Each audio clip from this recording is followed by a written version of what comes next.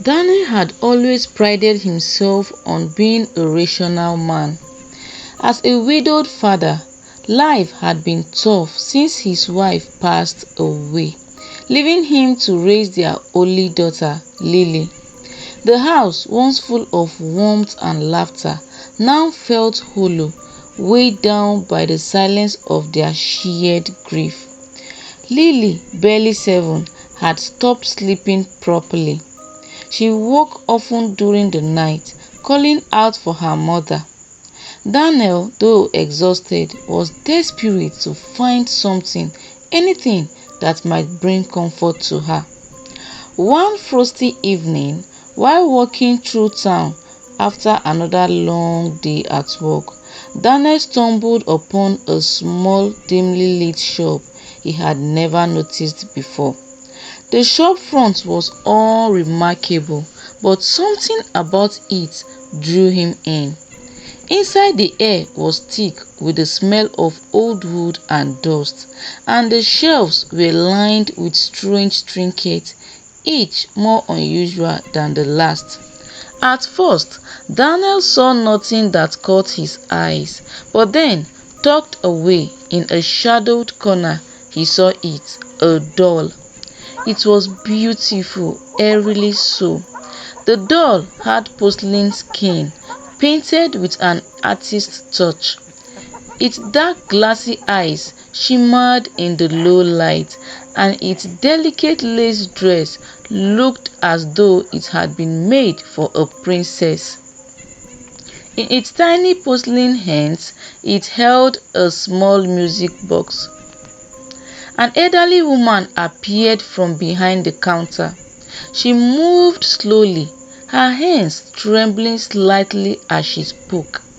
"That doll is special," she said, her voice soft but raspy, as if her words had traveled through centuries. "It sings the sweetest lullabies, perfect for a child who needs comfort in the night." Daniel hesitated. There was something about the doll that unsettled him. Its eyes, though lifeless, seemed to follow him as he moved. But Lily had been so sad, so lost without her mother. Maybe this doll could offer her some solace. Without another thought, Daniel bought the doll. The old woman wrapped it carefully in tissue paper, her wrinkled fingers moving with surprising delicacy. She handed it over with a cryptic smile, her eyes glinting as she said, "Take care of it. The songs are not always what they seem." Daniel shuddered, brushing off her words as nothing more than superstition. It was just a doll, after all. When he presented the doll to Lily that night, her face lighted up with joy. It was the first time in months that Daniel had seen her smile so brightly. She held the doll close, whispering to it as though it were a dear friend. That night, Lily placed the doll on her bedside table, and as she snuggled under the covers, the music box began to play. The melody was soft and sweet, the kind of lullaby that could lull even the most restless child to sleep. Lily closed her eyes, and within minutes she drifted off into the most peaceful sleep she had had in a long time. Daniel, relieved, thought perhaps the doll had been a good idea after all. For the first time in weeks, he too fell into a deep sleep, free from the worry that had plagued him since his wife's death. But as the night grew darker, something strange happened. Daniel was awoken by the sound of the doll's music. Only this time, the melody wasn't the sweet lullaby he had heard earlier.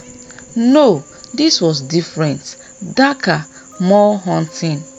It was a twisted tune, full of sharp, dissonant notes that grated against his ears. He shot up in bed, his heart racing. Something was wrong. He crept down the hallway to Lily's room, his breath coming in shallow gasps. As he reached the door, he hesitated, his hand trembling on the doorknob. Slowly, he pushed the door open. There, sitting on the bedside table, was the doll. Its glassy eyes gleamed in the faint moonlight that filtered through the window. The music box in its hands was still playing that eerie, discordant tune, and Lily, still fast asleep, clutched her blanket tightly, oblivious to the strange sounds filling the room. Daniel's skin crawled. He stepped into the room and reached out to stop the music, but as soon as his fingers brushed the doll's dress, the music abruptly stopped on its own. Silence fell over the room, thick and heavy. Trying to shake off the unsettling feeling gnawing at him, Daniel convinced himself it was just a malfunction with the music box. He left the room, his heart still pounding, but eventually he managed to fall asleep again. The next morning, as Daniel helped Lily get ready for school, she tripped and fell in the hallway, twisting her ankle. It wasn't a major injury, but something about it felt off. The thought of that strange song from the night before lingered in Daniel's mind. Could it have been some kind of warning? He pushed the thought aside. It was just a coincidence, nothing more. But that night, as the house fell quiet, the doll began to sing again. This time, the melody was even darker, more menacing. Daniel listened from his room, his skin prickling with unease. The tune whispered of shadows and fire, of things unseen lurking in the darkness. He hurried to Lily's room once more, but the moment he opened the door, the song stopped. The doll sat there, unmoving, its lifeless eyes reflecting the dim light from the hallway. Daniel stared at it, dread tightening around his chest. Something was wrong, terribly wrong. The following day, a fire broke out in the kitchen while Daniel was making breakfast. It was small, easily extinguished, but the coincidence was too great to ignore. The doll had sung of fire, and now there had been one. Daniel's heart raced as fear began to take root in his mind. Over the next few days, the pattern continued. Every night, the doll would sing a new haunting song, and the next day, something terrible would happen. A tree branch crashed through Lily's bedroom window during a storm. Daniel fell ill with a fever that left him bedridden for days. Each event was more frightening than the last, and each night the doll's song grew darker, its melody more twisted and sinister. Desperate for answers, Daniel began to investigate the doll's origins. He scoured the town for information, visiting libraries and speaking with local historians. Finally, he discovered the truth. The doll was cursed. It had once belonged to a woman named Eliza, who had been madly in love with a man who betrayed her. Heartbroken and full of rage, Eliza had created the doll, imbuing it with her sorrow and vengeance. The curse ensured that the doll would sing of future tragedies, each one darker than the last, until it claimed its victims.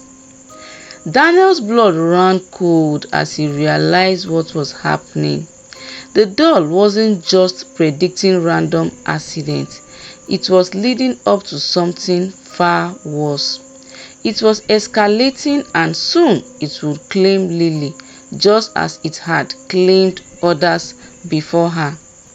Frantic, Daniel sought out a way to break the curse. He learned of an ancient ritual, one that would sever the doll's connection to the spirit of Eliza. But the ritual was dangerous, requiring a sacrifice, one that would come at the great personal cost. That night, as the doll sang its darkest song yet, Daniel prepared for the ritual. The lyrics spoke of final breath and cold graves, of shadows closing in. He gathered the necessary items, candles, herbs, and an ancient spell book he had managed to acquire from a local occultist. His hands trembled as he lighted the candles, casting long flickering shadows across the room. As the clock struck midnight, Daniel stood over the doll, chanting the words of the spell. The air in the room grew heavy, thick with an otherworldly presence.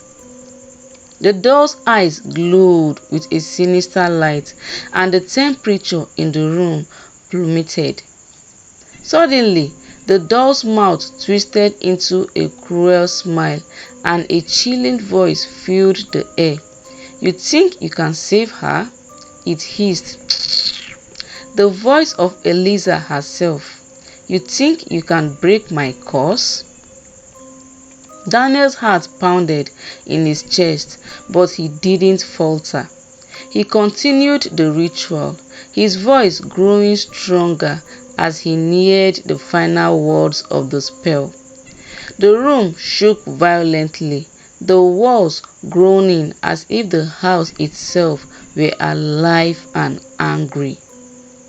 With final, desperate cry, Daniel finished the spell, calling upon the spirit to release its hold on the doll. There was a blinding flash of light, and the doll let out a bone-chilling scream before falling silent.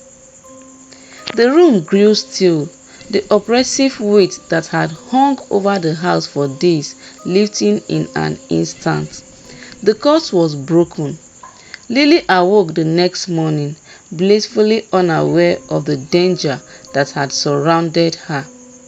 The doll, once beautiful and pristine, now lay shattered on the floor, its porcelain face cracked beyond recognition. Daniel breathed a sigh of relief, knowing that he had saved his daughter. But as he looked down at the broken pieces of the doll, a shadow of doubt crept into his mind. The curse had been lifted, yes, but at what cost? Deep down, Daniel knew that part of him had been left behind in that room, a piece of his soul forever bound to the darkness that had haunted him. The price had been paid, but the shadow of the doll's curse would linger, a silent reminder of darkness that had nearly claimed them both. Thanks for watching this video. I hope you enjoyed this video. Comment, like and share. Bye bye.